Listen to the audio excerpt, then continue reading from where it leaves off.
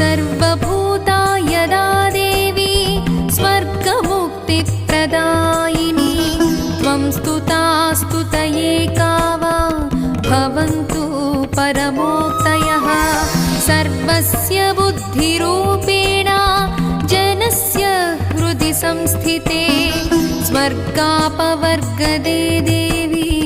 नारायणि नमोऽस्तुते कलाकाष्ठादिरूपेण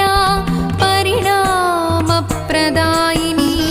विश्वस्योपरतौ शक्ते नारायणि नमोऽस्तुते सर्वमङ्गलमाङ्गल्ये शिवे सर्वार्थसाधिके शरण्ये